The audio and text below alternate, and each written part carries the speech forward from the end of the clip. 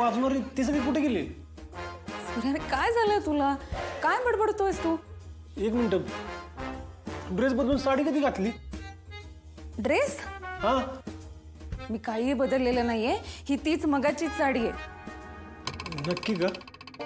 सूर्या, मला असं वाटतं ना आता जास्त विचार करून तुझ्या मेंदूवर ताण येतोय, म्हणून काही बडबडतोयस, काही दिसतंय तुला.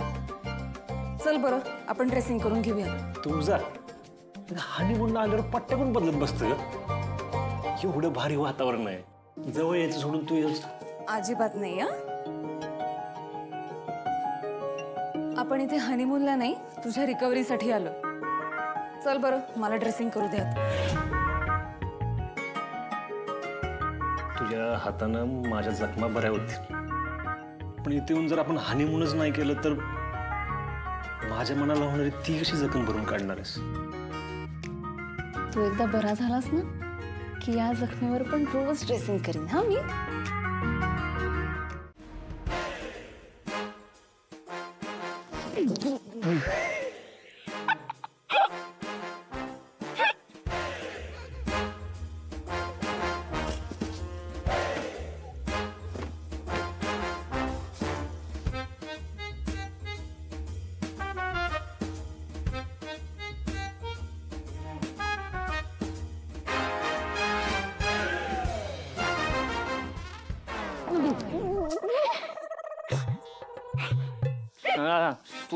तुला चांगली मजा येते ना स्वतः अशी पसरून झोपल्या बेडवर. मला एवढा त्रास होतोय. किती किती किती वाईट आहेस ग तू. हा मग तुम्हाला मी अडवलंय का? या इथं स्लीपा. काय स्लीपा? म्हणजे इथं झोपा. मी तुझ्या बाजूला झोपू?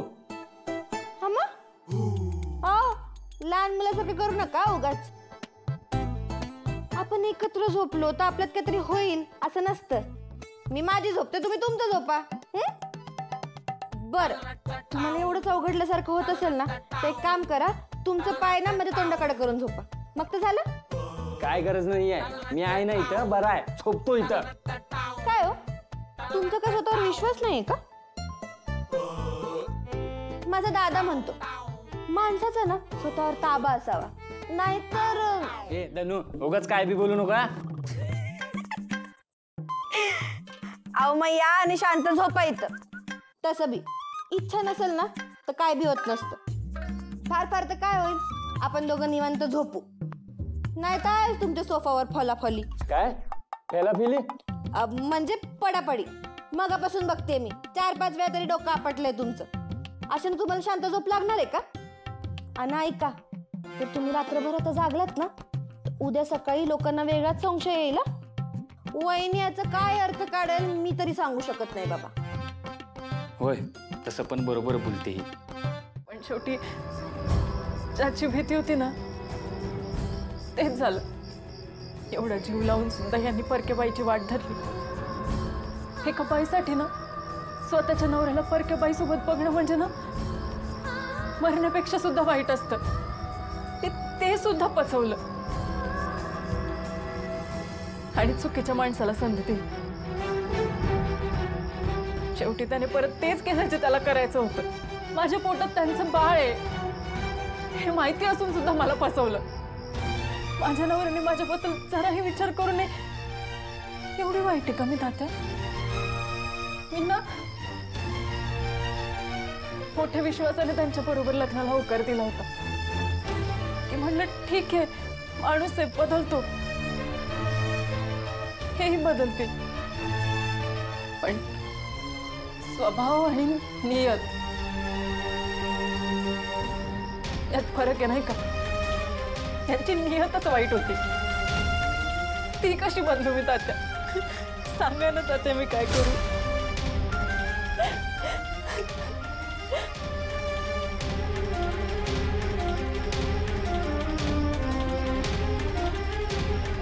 तुम्ही झोपला बरंच झालं तात्या. नियतीचाच खेळ म्हणायचा. तुमच्या एकटेपणाला माझ्या दुःखाची जोड मिळाली नाही ते बरंच झालं.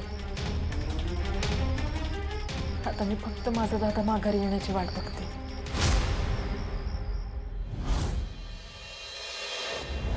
सूर्या, कित्येक दिवसांनी असं मॉर्निंग वॉक मिळालाय मला आणि तो तुझ्यासोबत मिळाला ना याचा जास्त आनंद आहे.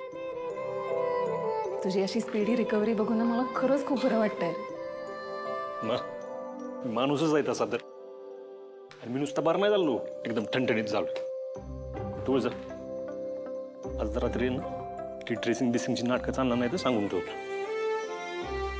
आपण बाहेर आहोत त्याचं जरा भान ठेव. चल नाश्ता करून घेऊ, औषधं पण घ्यायची तुला. तू जा. काय चाललंय? मी कशाला आलोय? औषधं गोळ्या खायला आलोय का हनीमूनला आलोय सांग बरं? आल्यापासून औषधं गोळ्या आणि ते ड्रेसिंगच्या पट्टे एवढंच चाललंय. मला असं वाटतं माझी बायको नाही, मी डॉक्टर घेऊन आलोय माझ्यासोबत. सकाळी उठली की गोळ्या घेऊन उभी असते माझ्यासमोर. दुपारी जेवण झालं की टॉनिक घेऊन उभी असते माझ्यासमोर. रात्री झोपाच्या टायमिंगला ते ड्रेसिंगच्या पट्ट्या घेऊन उभी असते माझ्यासमोर. राहू दे, मी धरूनला बोलवतो आणि मग सगळी मिळून आपण नाश्ता करू, ठीक आहे? अरे काय चाललंय तुझं? काय एवढं मागे लागलंस त्यांच्या? अरे एकमेकांसोबत छान गोड क्षण अनुभवत असतील ते, किंवा झोपलेही असतील. तू प्लीज त्यांना आता उठवू नकोस.